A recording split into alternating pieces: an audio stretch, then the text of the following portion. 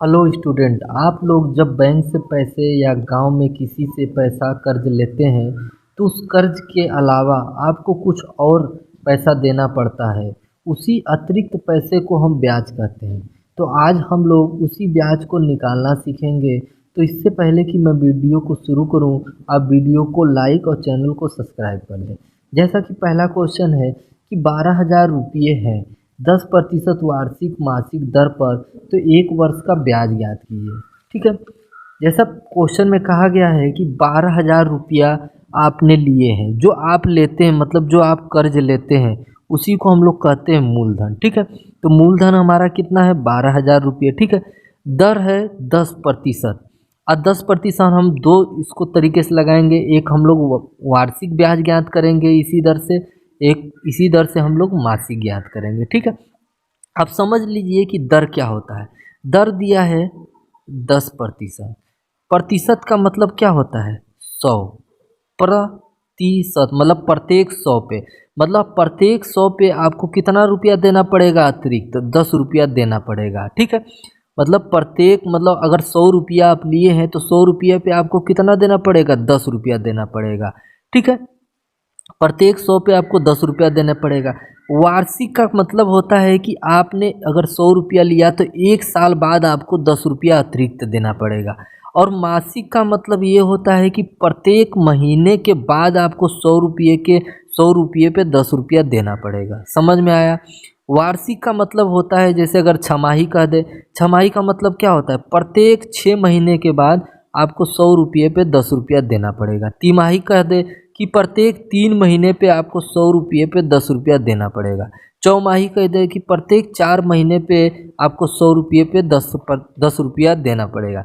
समय क्या है आपका? 1 वर्ष है। देखिए, जब हम लोग वार्षिक निकालेंगे तो समय हम लोग वर्ष में रखेंगे, और जब हम लोग मासिक निकालेंगे ब्याज तो समय हम क्या रखेंगे? मासिक में रखेंगे। ठीक है, तो ब्याज निकालने का सबसे साधारण तरीका है, आपको रखना है मूलधन गुणे दर गुणे समय, अब बटे क्या रखना है? 100 रखना है। ठीक है, तो आपका ब्याज पता हो जाएगा। तो मूलधन हमारा क्या है? 12,000 है, हमने 12,000 रुपया रख दिया। दर कितना है? 10%। जैसा कि मैंने बताया था कि सबसे पहले मैं वार्षिक निकालूंगा तो 10% है, और जब वार्षिक रहेगा तो समय भी हम लोग वार्षिक ही रखेंगे। तो समय कितना? 1 वर्ष है तो 1 वर्ष रख दिया, बट्टे क्या है? 100 है तो 100 में रख दिया। अब 2 जीरो से 2 जीरो कटा और 120 इधर है, 10 इधर है, मतलब कितना हो गया? 1200। मतलब आपको कितना ब्याज देना पड़ेगा अतिरिक्त? मतलब ब्याज कितना देना पड़ेगा? 1200। अब ब्याज किसे कहते हैं? जो हम लोग अतिरिक्त धन देते हैं। जैसे 12,000 तो आपको देना ही है, उसके अलावा आपको एक साल में 1200 रुपया उसको अतिरिक्त देना पड़ेगा ब्याज के रूप में। अब हम लोग लगाते हैं मासिक के रूप में। ठीक है, तो मासिक में हम क्या करेंगे? वही फार्मूला रहेगा। मूलधन आपका कितना है? 12,000 है, 12,000 रख लिया हमने। दर कितना है? 10% है, मैंने 10% रख लिया। अब जैसा कि मैंने मासिक निकाला हूँ तो समय भी मासिक में ही रहना चाहिए। तो 1 वर्ष में कितना महीना होता है? 12 महीना होता है। तो आप समय की जगह क्या रखेंगे? 12 रखेंगे। और दर कितना है? 10, 100 है, मतलब बटे 100 है तो बटे 100 रख दिया। अब 2 जीरो से ये 2 जीरो कटा, 12 का 12 से गुणा करेंगे तो कितना हो जाएगा? 144। एक जीरो यहाँ पे बचा है, एक जीरो यहाँ पे बचा है, तो कितना जीरो बढ़ा देंगे? 2 जीरो बढ़ा देंगे। तो अब हमारा ब्याज कितना आपको देना पड़ेगा?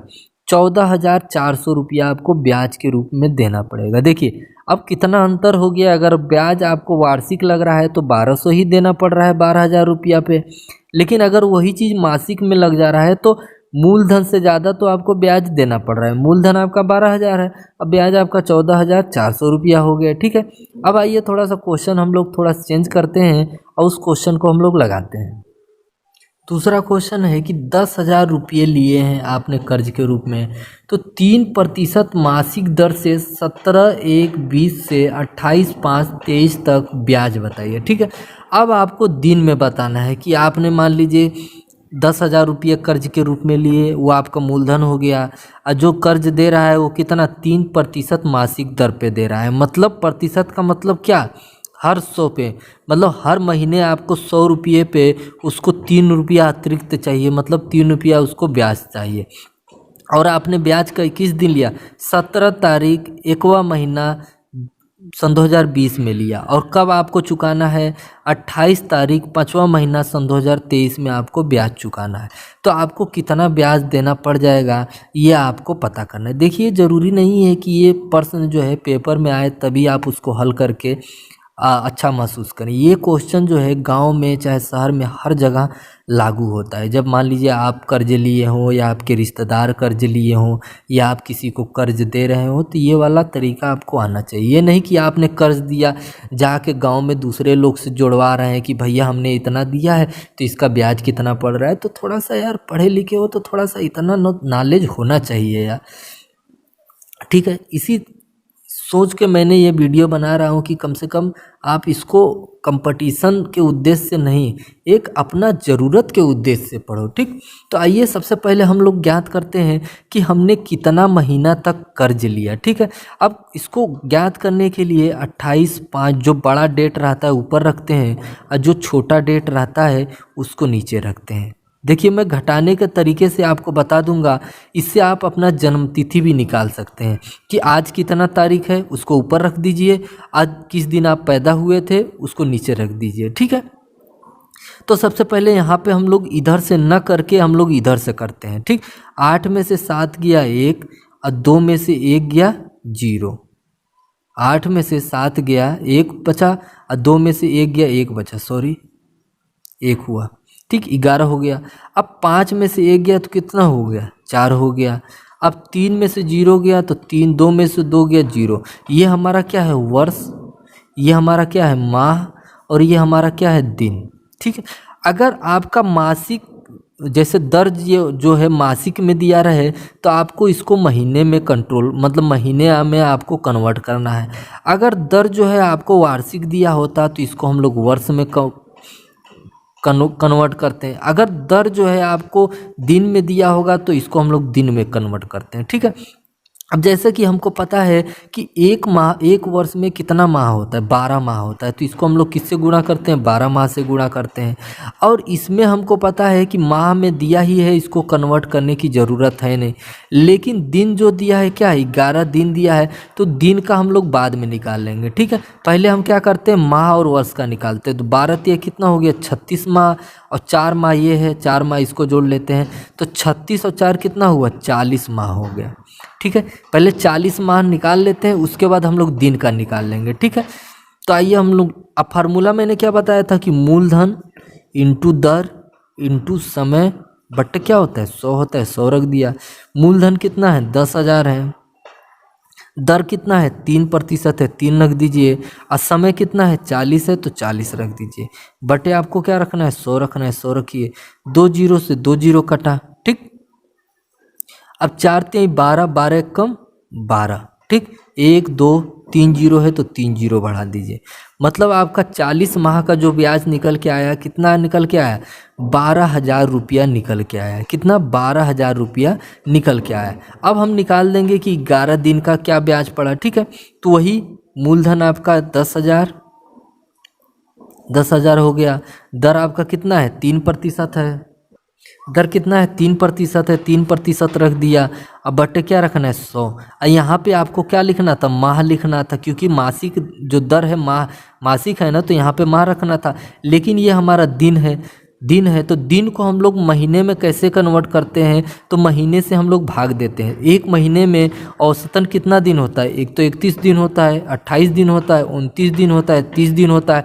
तो औसतन हम क्या लेंगे, 30 दिन लेंगे, ठीक है। तो हम इसको 30 दिन से भाग देंगे तो ये हमारा माह में कन्वर्ट हो जाएगा। बस इस माह में कन्वर्ट हो गया तो बस उसको आप ऐसे रख दीजिए, ठीक। 2 जीरो से ये 2 जीरो काट दीजिए, 1 जीरो से 1 जीरो काट दीजिए, 3 से 3 काटिए, 11 का 10 से गुणा करेंगे तो क्या हो जाएगा, 110 हो जाएगा। मतलब 11 दिन का कितना ब्याज आपको पड़ा, 110 रुपया पड़ा।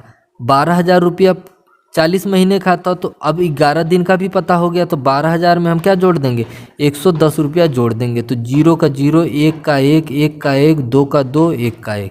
तो हमारा ब्याज कितना निकल के आया, 12,110 रुपया निकल के आया है, जो कि आपका आंसर है। अब वीडियो के मैं लास्ट में ये भी बताऊंगा कि चक्रवृद्धि ब्याज और साधारण ब्याज में क्या अंतर होता है और क्या दोनों में डिफरेंस होता है। तो आइए अब हम लोग नेक्स्ट क्वेश्चन देखते हैं। अब नेक्स्ट क्वेश्चन है कि 8,000 रुपये धन पर 4% वार्षिक साधारण ब्याज दर पर 8 माह का मासिक ब्याज ज्ञात करें। देखिए कर्ज आपने कितना लिया है, 8,000 रुपया लिया। आप सोचेंगे कि बार बार मुझे ही कर्ज काहे दिलवा रहे हैं, तो क्योंकि आपको दिलवा रहे हैं, क्योंकि आप पे अगर बीतेगी तो थोड़ा सा अच्छा फील होगा और थोड़ा अच्छी तरीके से समझ में आएगा। क्योंकि दूसरा अगर कोई ठेस खाता है तो उतना अगले को अनुभव नहीं होता, लेकिन अगर खुद वो ठेस खाता है तो वो ज़्यादा अनुभव होगा। जैसे दूसरे को अगर करंट मारता है तो हमको नहीं ना फील होगा, जिस दिन हमको मारेगा उस दिन सही से फील होता है। ठीक है, आइए लगाते हैं। तो आपने कर्ज कितना लिया, 8,000 रुपया लिया। अब दर आपने कितना है, 4% वार्षिक है, और समय दे दिया है क्या है, माह में दिया है। तो मैंने बताया था कि दर जो है अगर वार्षिक है तो समय को भी हम लोग को वार्षिक में ही कन्वर्ट करना पड़ेगा। ठीक है, तो आइए सबसे पहले मैं आपको ये बताता हूँ कि कन्वर्ट कैसे किया जाता है। ठीक है, उसको सीख लेते हैं। ठीक है, सबसे पहले मैं लिखता हूँ यहाँ पे साल, माह, राइटिंग थोड़ी गंदी है, दिन। ठीक, तो अगर साल को आपको माह में कन्वर्ट करना है, साल को माह में कन्वर्ट करना है तो डायरेक्ट 12 से गुणा करिए। अब माह को दिन में कन्वर्ट करना है तो डायरेक्ट आपको 30 से गुणा करिए। ठीक है, अगर डायरेक्ट आपको साल से दिन में कन्वर्ट करना है तो आपको 12 और 30 दोनों से गुणा करना पड़ेगा। समझ में आया इतना? ठीक, अगर दिन से आपको माह में कन्वर्ट करना है, अगर दिन दिया है आपको माह में कन्वर्ट करना है तो ये गुणा का उल्टा हो जाता है भाग, तो आपको 30 से भाग करना है। अगर माह से आपको साल में कन्वर्ट करना है तो आप क्या करेंगे, यहाँ 12 से गुणा करते थे तो आप क्या करेंगे, 12 से भाग देंगे। अगर दिन से डायरेक्ट आपको साल में कन्वर्ट करना पड़ता है तो आप क्या करेंगे, इन दोनों से भाग देंगे, मतलब 12 और 30 दोनों से भाग देंगे। यहाँ पे हमको क्या करना है, माह को साल में कन्वर्ट करना है। माह को साल में कन्वर्ट करना है तो किससे भाग देंगे, 12 से भाग देंगे।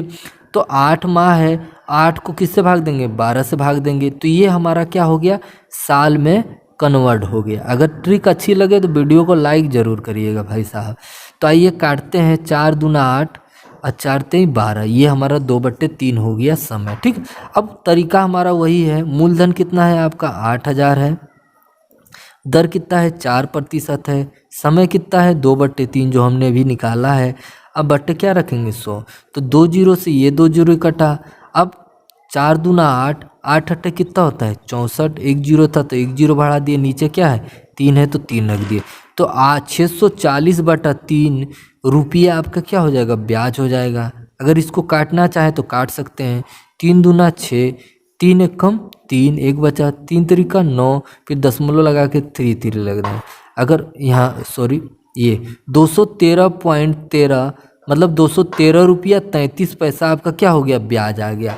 अब समय आ गया है कि मैं समझाऊं कि साधारण ब्याज और चक्रवृद्धि ब्याज क्या होता है। तो आइए एक एग्जाम्पल से समझते हैं। अब जैसा कि एग्जाम्पल में मैंने लिया है कि मूलधन आपने 1,000 लिया, मतलब कर्ज आपने 1,000 लिया और दर आपका है 10% वार्षिक, मतलब हर 100 रुपये पे 1 वर्ष में आपको 10 रुपया देना पड़ेगा। मतलब 100 रुपये पे आपको हर साल 10 रुपया ब्याज के रूप में देना पड़ेगा। समय आपका है 3 वर्ष। तो पहले हम लोग साधारण ब्याज देखते हैं, उसके बाद हम लोग चक्रवृद्धि ब्याज देखेंगे। ठीक है, तो अब मान के चलिए आपका मूलधन है 1,000 रुपया, दर आपने कितना लिया है, 10% लिया है। मान लीजिए 1 साल का सबसे पहले हम लोग ब्याज निकालते हैं। 2 जीरो से 2 जीरो कटा, अब 10 से 10 गुणा करेंगे तो क्या हो जाएगा, 100 रुपया हो जाएगा। मतलब साधारण ब्याज की दर से आपको 1 साल में 100 रुपया देना पड़ेगा, दूसरे साल भी आपको 100 रुपया ही देना पड़ेगा। ठीक, और तीसरे साल भी आपको 100 रुपया ही देना पड़ेगा। ठीक है, और कुल 3 सालों में मिला के आपका ब्याज कितना हुआ, 100, 2, 3, मतलब कुल तीनों साल में आपका ब्याज कितना हो गया, 300 रुपया हो गया। ठीक है, अब ये था साधारण ब्याज हमारा। अब चक्रवृद्धि ब्याज में क्या होता है कि वार्षिक ब्याज है, मतलब हर साल आपको 100 रुपये पे 10 रुपया देना पड़ेगा। ठीक है, तो पहले साल का हम निकालते हैं, 1,000 रुपया है, 10% ब्याज है पहला साल, 100 रुपया है, तो ये जीरो दो जीरो दो जीरो कटा 10 हम कहाँ हो 100 रुपया हो गया। मतलब एक साल में आपका पहले साल आपको कितना देना पड़ेगा 100 रुपया देना पड़ेगा। ठीक है, 100 रुपया आपका ब्याज हो गया। तो आपने मूलधन कितना लिया था 1000 लिया था और 100 रुपया एक साल में ब्याज हो गया। तो आप क्या करेंगे कि मूलधन में पहले तो आप मूलधन पे ही, साधारण ब्याज में क्या होता है हमेशा मूलधन पे ही ब्याज दिया जाता है, लेकिन चक्रवृद्धि ब्याज में ये होता है कि जो ब्याज आपका हो गया उस ब्याज पे भी ब्याज देना पड़ेगा। ठीक है, मतलब पहले साल आपने 1000 रुपये पे ब्याज दिया तो 1000 रुपये पे आपका पहले साल में 100 रुपया ब्याज पड़ा। अब क्या करेंगे कि जो ब्याज हुआ उसको मूलधन में जोड़ दिया जाएगा। अब क्या हो गया आपका मूलधन कितना हो गया 1100 रुपया होगा। अब आपको ब्याज कितने पे देना पड़ेगा 1100 रुपये पे देना पड़ेगा। ठीक है, अब 1100 पे भी आपको 10% देना पड़ेगा, तो 10 से गुणा करते हैं, एक साल का निकालते हैं बट्टे 100, 2 जीरो से 2 जीरो कट गया। अब 11 और 10 का गुणा करेंगे तो क्या हो जाएगा 110 हो जाएगा। मतलब दूसरे साल आपको ब्याज कितना देना पड़ेगा 110 रुपया देना पड़ेगा। अब फिर क्या होगा कि जो ये ब्याज आया है फिर आपका ये पिछले मूलधन में जुड़ जाएगा। तो पिछला मूलधन हमारा कितना था 1100 था। अब फिर उसके बाद ब्याज कितना हुआ 110 रुपया हुआ। फिर इसको जोड़ेंगे तो 0 0 1 का 1 और 1 2, मतलब अब आपका मूलधन कितना हो गया 1210 हो गया। अब आपको 1210 पे ब्याज देना पड़ेगा। मतलब चक्रवृद्धि ब्याज में ये होता है कि जो ब्याज आपको एक साल में जो ब्याज होगा उसको मूलधन में जोड़ के फिर उस पर भी ब्याज लेना चालू हो जाता है। मतलब जो ब्याज मिलता है उस पर भी ब्याज होता है। ठीक है, लेकिन साधारण ब्याज में आपको ब्याज पे ब्याज नहीं देना पड़ता है, केवल आपको मूलधन पे ही ब्याज देना पड़ता है। आजकल जितना भी बैंक है हमेशा किस पे चल रहा है चक्रवृद्धि ब्याज पे चल रहा है। ठीक है, तो अब 1210 हो गया। अब 1210 का हम लोग कितना परसेंट निकालेंगे 10% निकालेंगे। परसेंटेज आपका वही रहेगा 10 और एक साल का। ठीक, बट्टे 100, 0 से 0 कटा, 0 से 0 कटा, कितना आया 121 आया। तो जो तीसरे साल आपको ब्याज देना पड़ेगा वो कितना देना पड़ेगा 121 रुपया देना पड़ेगा।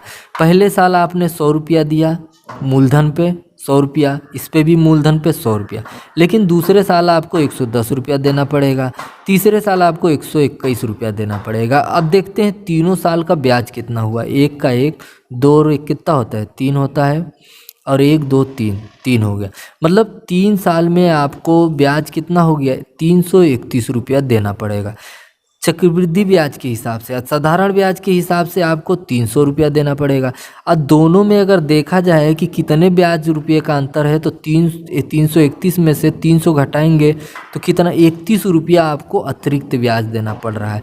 और ये 31 रुपया किस अतिरिक्त ब्याज देना पड़ रहा है, जो ब्याज पे आपने ब्याज दिया है उस पे 31 रुपया बढ़ा है। ठीक है, तो ये आपको समझ में आया होगा, उम्मीद किए हैं। नहीं समझ में आया तो प्लेलिस्ट में जाके देखिए, चक्रवृद्धि ब्याज पे मैंने एक पूरा वीडियो बनाया है, शायद वो आपको हेल्पफुल करे। तो यहाँ तक वीडियो में बने रहने के लिए पता ही है आपको कि धन्यवाद।